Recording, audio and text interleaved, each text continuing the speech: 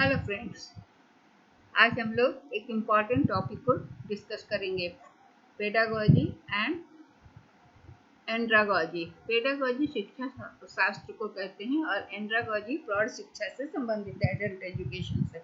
ये छोटा सा टॉपिक है लेकिन इम्पॉर्टेंट है, इसको समझना भी जरूरी है, इसलिए हम लोग इसको शुरू करते हैं। देख लेते हैं ये दोनों में क्या अंतर है और दोनों है क्या। तो पेडागोजी क्या है, जिसे हम शिक्षा शास्त्र भी कहते हैं। यह एक शिक्षा की पद्धति और प्रथा को संदर्भित करता है, मतलब बतलाता है। यह रेफर करता है किस चीज को, जो टीचर एक मेथड या प्रैक्टिस को यूज करता है पढ़ाने के लिए। ये अप्रोच जो है वो टीचर का अप्रोच बताता है कि किस तरह से वो टीचिंग स्टाइल अपनाते हैं और किस तरह से वो डिफरेंट थ्योरीज को वो पढ़ाते हैं, कैसे फीडबैक देते हैं और कैसे वो असेसमेंट करते हैं, मतलब पढ़ाने के बाद बच्चों का असेसमेंट कैसे करते हैं।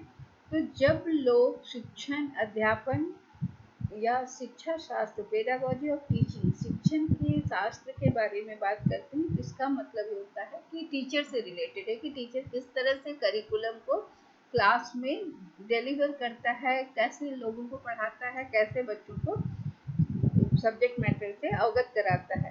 तो ये 5 तरह के अप्रोच होते हैं जिसे वो पेडागोजिकल अप्रोच कहते हैं। एक होता है रचनावादी, दूसरा होता है सहयोगात्मक जिसे कोलैबोरेटिव कहते हैं, तीसरा होता है इंटीग्रेटिव, चौथा होता है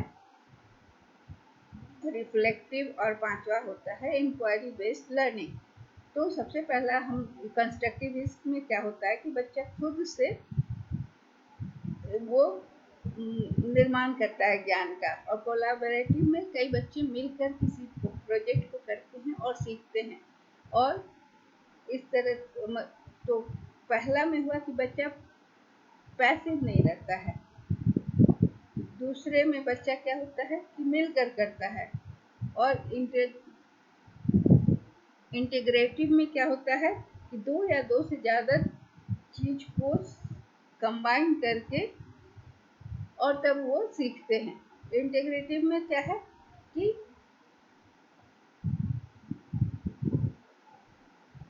डिफरेंट सॉल्यूशन जब होता है, दो डिफरेंट सॉल्यूशन को जब हम कंबाइन करते हैं तो वो इंटीग्रेटिव हो जाता है। और रिफ्लेक्टिव लर्निंग में क्या होता है कि बच्चे जब पढ़ते हैं तो वो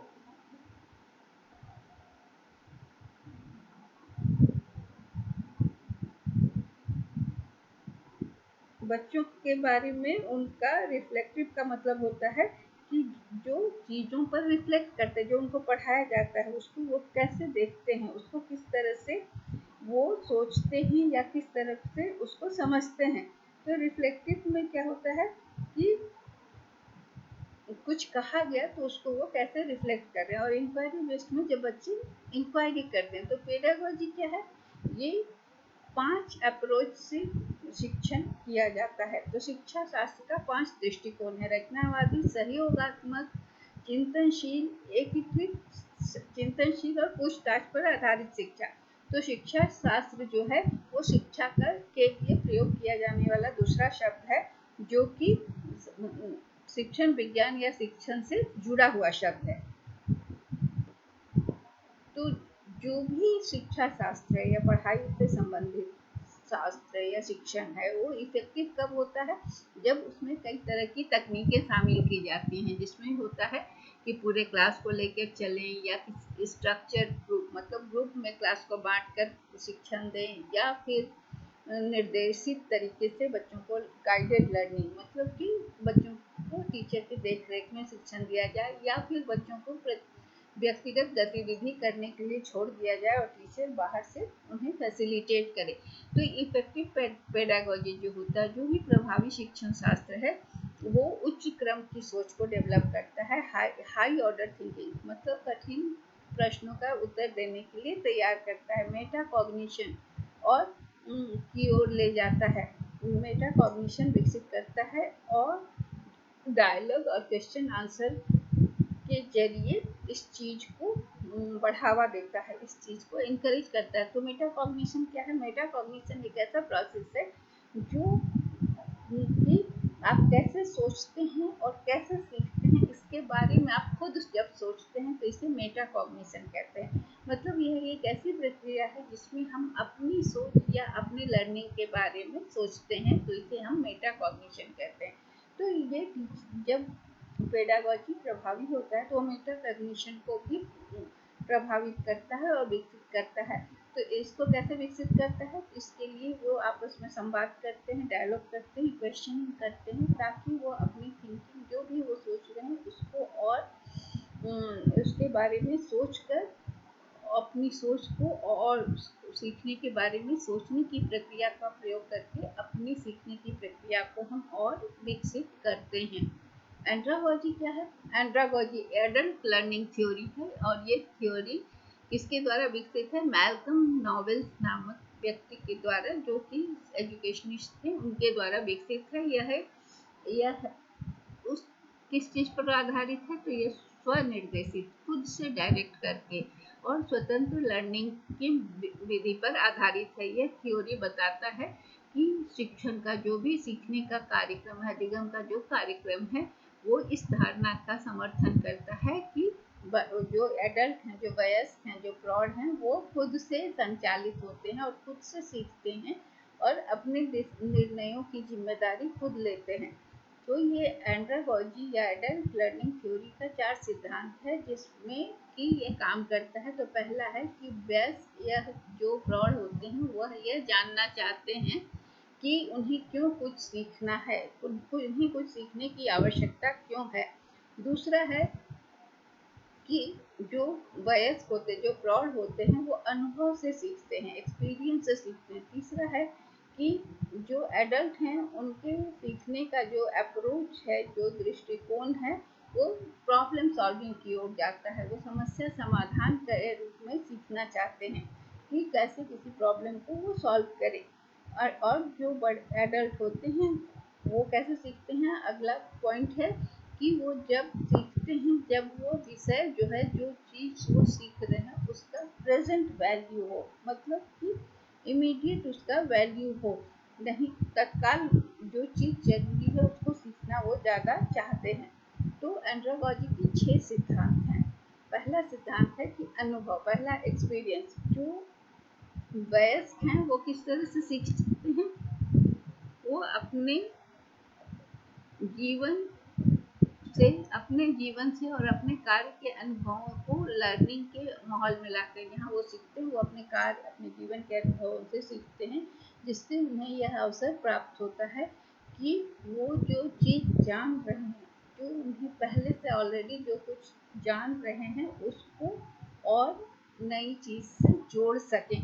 तो ये सिद्धांत का प्रयोग कैसे होता है? इसमें टीचर क्या करते हैं? टीचर का क्या करना है? इस एक्सपीरियंस के जो एडल्ट हैं, जो प्रौढ़ हैं, जो आते हैं सीखने के लिए, वहाँ पर शिक्षक का क्या रोल हो जाता है? तो शिक्षक को उनके प्रायर नॉलेज, पूर्व ज्ञान का रेस्पेक्ट करना चाहिए और उन्हें नई अवधारणा, जो भी नया कॉन्सेप्ट सिखाया जाएगा उसमें उनके पूर्व ज्ञान का प्रयोग करने में उनको करने का अवसर देना चाहिए। तो इसलिए यहाँ पर क्या है कि एडल्ट लर्नर जो हैं वो अपने अनुभव का, स्वयं के जीवन के कार्य और अनुभव को अपने सीखने के माहौल में लाते हैं। ये पहला सिद्धांत हुआ। दूसरा सिद्धांत है सेल्फ डायरेक्टेडनेस, स्वनिर्देशन।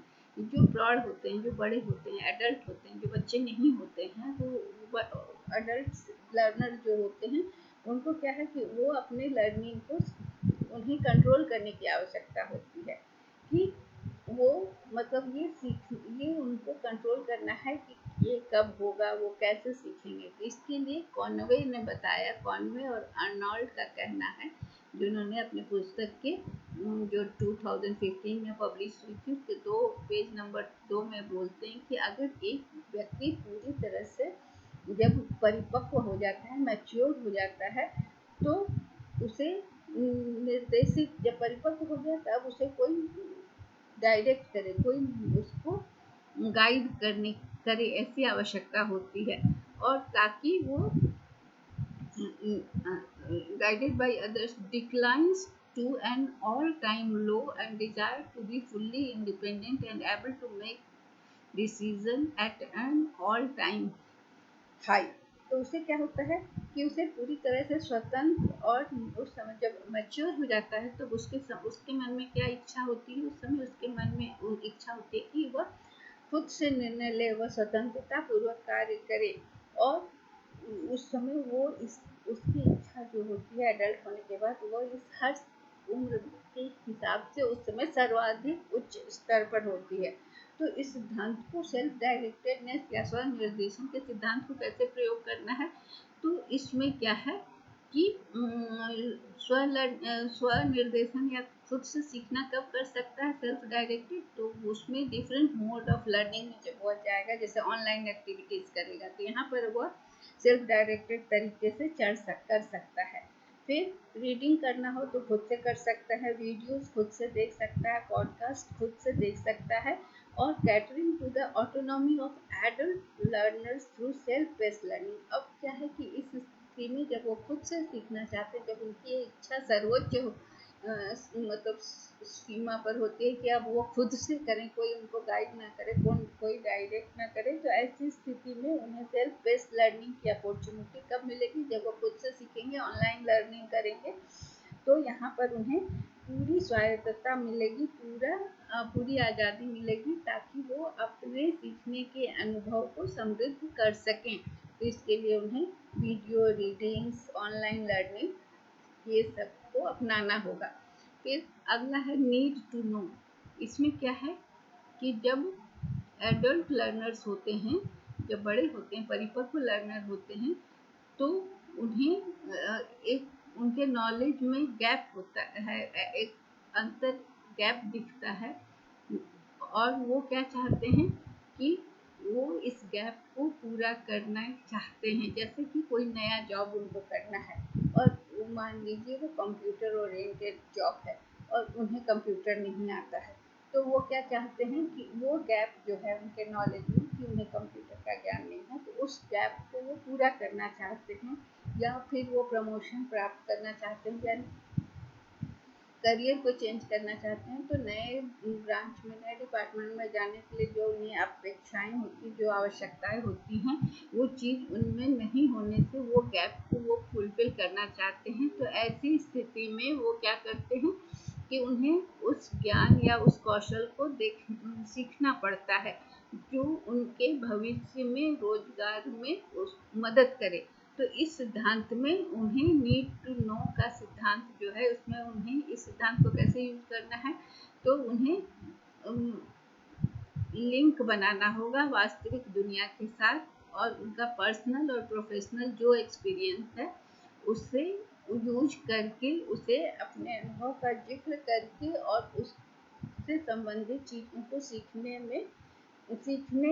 में कैसे मदद करेगी, इसका उन्हें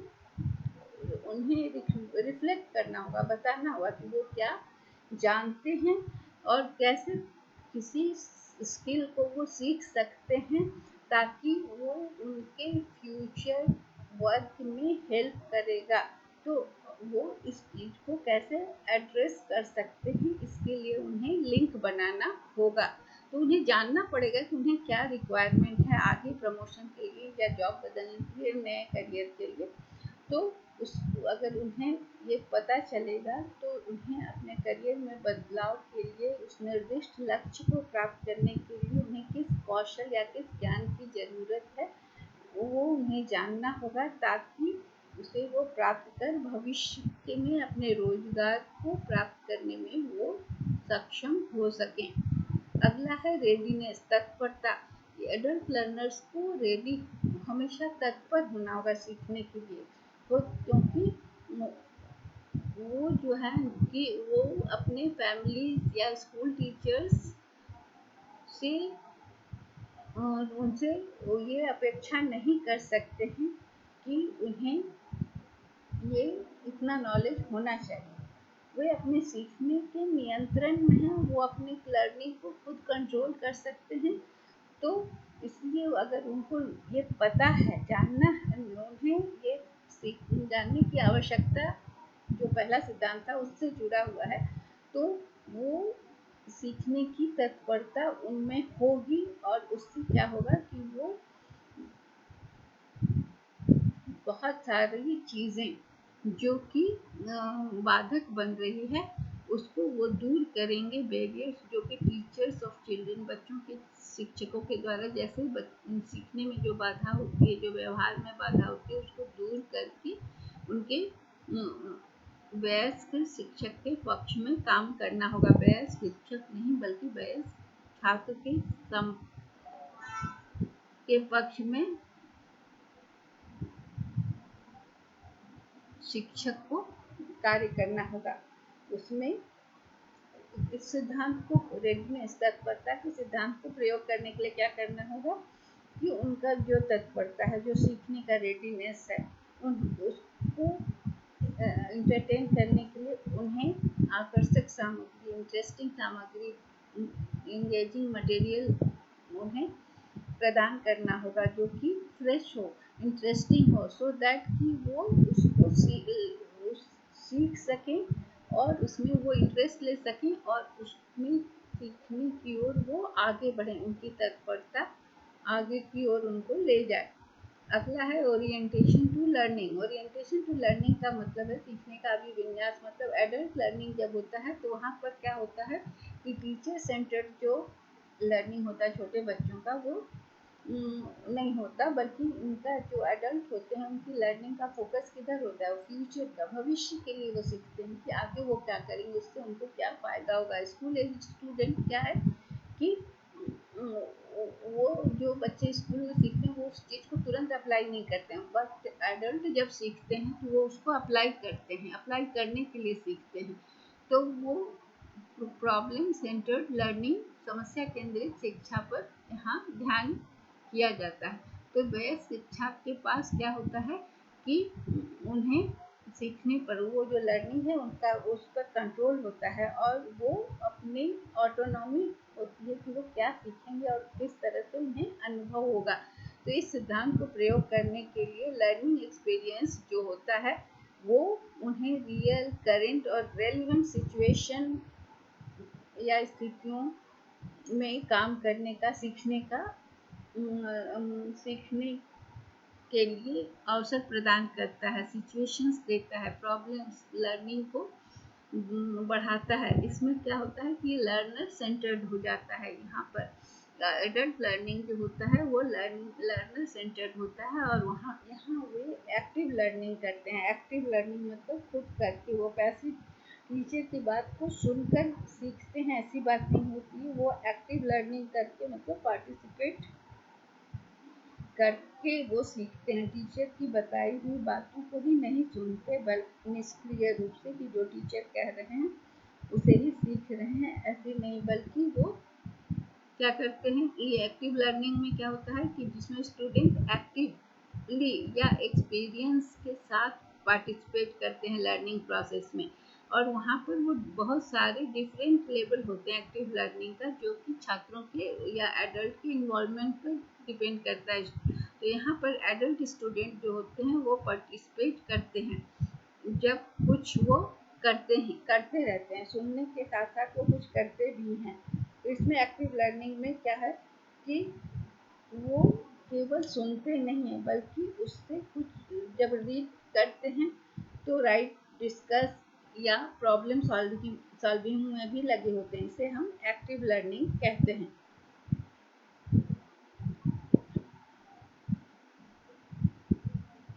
फिर अगला है कंस्ट्रक्टिविस्ट लर्निंग। कंस्ट्रक्टिविस्ट लर्निंग में भी उसी तरह का है कि जो कहता है कि लर्नर अपना नॉलेज खुद कंस्ट्रक्ट करते हैं, केवल इंफॉर्मेशन जो टीचर दे रहा है उसको ग्रहण करते जा रहे हैं ऐसा नहीं होता, बल्कि वो खुद नॉलेज कंस्ट्रक्ट करते हैं। जैसे वो दुनिया को एक्सपीरियंस करते हैं और उस अनुभव पर वो रिफ्लेक्ट करते हैं और रिफ्लेक्ट करके अपनी राय देते हैं, अपना रिप्रेजेंटेशन देते हैं, नई सूचना का निर्माण करते हैं और उसको पहले से जो उनका नॉलेज है उसके साथ जोड़ते हैं। और प्रॉब्लम बेस्ड लर्निंग जो है PBL जिसको हम कहते हैं, problem based learning is also called PBL। ये है स्टूडेंट सेंटर्ड अप्रोच होता है। इसमें क्या होता है जो एडल्ट लर्नर होते हैं उसमें वो किसी भी विषय के बारे में सीखते हैं ग्रुप में काम करके और कोई ओपन एंडेड प्रॉब्लम को सॉल्व करके। ओपन एंडेड प्रॉब्लम क्या होता है? जिसके बहुत सारे सॉल्यूशंस होते हैं, उसका कोई फिक्स सॉल्यूशन नहीं होता है। तो इस तरह से वो प्रॉब्लम बेस्ड लर्निंग जो है वो उस प्रोजेक्ट में स्टूडेंट अपने अपने आइडियाज़ देते हैं, अपना प्लान बनाते हैं, अपना बिजनेस प्लान बनाते हैं। कोई समाज की कोई आवश्यकता होती है, कोई समस्या होती है, उस पर वो निर्णय लेते हैं, उसके सॉल्यूशंस को ढूंढते हैं। तो इस तरह की जो लर्निंग होती है उसमें वो इंडिपेंडेंट लर्निंग करते हैं या ग्रुप में लर्निंग करते हैं, और अपने जो भी नए प्रोडक्ट वो बनाते हैं या नया कुछ क्रिएट करते हैं उसको लॉन्च करते हैं, और किसके सामने? टीचर के सामने, क्लासमेट के सामने। तो यहाँ पर जो है वह समस्या आधारित अधिगम का उपयोग करके एडल्ट लर्नर जो होते हैं उनको लगता है कि वे अपने अधिगम जो भी लर्निंग है उसको कंट्रोल कर पा रहे हैं। तो इनकी लर्निंग पेडागॉजी जो बच्चों की लर्निंग होती है उससे अलग होती है। फिर इंट्रिंसिक मोटिवेशन, आंतरिक प्रेरणा। यहाँ क्या होता है कि जो वयस्क लर्नर होते हैं, जो ब्रॉड लर्नर होते हैं, वो शिक्षा के मूल्य को समझते हैं, वैल्यू ऑफ एजुकेशन समझते हैं। और पेडागॉजी में क्या होता है कि जहाँ बच्चों को मतलब कंट्रोल किया जाता है, कड़ाई किया जाता है, स्टिक का यूज किया जाता है। एंड्रागोजी में क्या होता है? प्रौढ़ शिक्षा में कि एडल्ट्स को मोटिवेशन मिलती है शिक्षा ग्रहण करने के लिए। क्यों? क्योंकि वो अपना विकास चाहते हैं, करियर में उनका प्रमोशन का लक्ष्य होता है, पर उनका सैलरी बढ़ सकता है, पर्सनल ग्रोथ होता है, रेम्यूनरेशन बढ़ता है, इसलिए उनके पास व्यक्तिगत प्रेरणा होती है, ये प्रेरणा के रूप में होती है, इसलिए वो खुद से सीखते हैं। तो इस जो इंट्रिंसिक मोटिवेशन जो है वो उन्हें रिवार्ड के रूप में दिखता है, एडल्ट को करियर में एडवांसमेंट के रूप में दिखता है, रेम्यूनरेशन में इंक्रीज के मतलब पारिश्रमिक में वृद्धि के रूप में दिखता है। तो इसलिए इसमें उन्हें जो उनके व्यवसाय में उन्हें उन्नति दे, उनके लक्ष्य को पूरा करे, उस तरह की गतिविधियाँ डिज़ाइन की जाती हैं और उनके व्यवसाय में उनको आगे बढ़ाने में मदद करे, ऐसे कार्य सिखाए जाते हैं। इसलिए वो मोटिवेटेड होते हैं, उनमें इंट्रिंसिक प्रेरणा, आंतरिक प्रेरणा होती है और वो आगे बढ़ते हैं। अब दोनों में अंतर क्या है, पेडागॉजी वर्सेस एंड्रागॉजी? तो हम एक पहले पेडागॉजी देख लें, शिक्षा शास्त्र में क्या है, उसके बाद हम देखेंगे एंड्रागॉजी। तो यहाँ पेडागॉजी जो होता है, जो शिक्षा शास्त्र होता है, वहाँ विद्यार्थी जो है वो क्या होता है? टीचर पर डिपेंडेंट होता है। यहाँ पर टीचर जो होता है वो बच्चों की प्रगति का मूल्यांकन करता है और जो भी पढ़ाया जाता है उसकी पूरी जिम्मेदारी शिक्षक पर होती है। और यहाँ पर जो है टीचर के पास जो लर्नर आता है उसके पास जो शिक्षार्थी आता है उसके पास जीवन का बहुत अनुभव नहीं होता है, प्रौढ़ की तरह, वयस्क की तरह। तो इसमें बच्चों की तरह शिक्षा होती है और बच्चा जो होता है एक ब्लैंक स्लेट की तरह, खाली स्लेट की तरह आता है, और शिक्षक का सबसे ज़्यादा प्रभाव होता है उस बच्चे पर, क्योंकि उसके साथी भी जो होते हैं उसके पास भी अनुभव नहीं होते, सारे बच्चे होते हैं, इसलिए शिक्षक का यहाँ पर बहुत सबसे ज़्यादा प्रभावशाली व्यक्तित्व हो जाता है। और बच्चे जो हैं वहाँ यहाँ क्या है कि जैसे जैसे वो एक नेसेसरी स्टेप्स को एक वन बाय वन स्टेप्स को पूरा करके आगे बढ़ते हैं। यहाँ पर बच्चों को जो होते हैं, बाल शिक्षार्थी जो होते हैं, उनको बताया जाता है कि उन्हें टॉपिक पर मास्टरी करना है, और ताकि वो एक टॉपिक को ख़त्म करके दूसरे टॉपिक पर जा सकें। तो यहाँ जो अधिगम है वो कैसे सीखा जाता है? तो वो लाइफ के एक्सपीरियंस से नहीं सीखा जाता है, बल्कि किसी भी अनुभव से शुरू हो सकता है, जीवन के किसी भी अनुभव से। और ये ज़रूरी नहीं है कि टीचर ही उसको निर्दिष्ट करे। यहाँ पर लर्निंग एक इंस्ट्रक्टर के द्वारा, टीचर के द्वारा, अनुदेशक के द्वारा, प्रशिक्षक के द्वारा निर्धारित किया जाता है और उसको इस तरह से सीक्वेंस किया जाता है, इस तरह से अनुक्रमित किया जाता है ताकि वो एक लॉजिकल सेंस में चले। मतलब पहले प्लस करना सीखे, फिर माइनस, फिर मल्टीप्लिकेशन, फिर डिवीजन, एक एक करके step by step. Topics are broken into content units, और कोई टॉपिक को छोटे छोटे कंटेंट को जो है छोटे छोटे सब टॉपिक्स में बांटकर, विभिन्न इकाइयों में बांटकर पढ़ाया जाता है।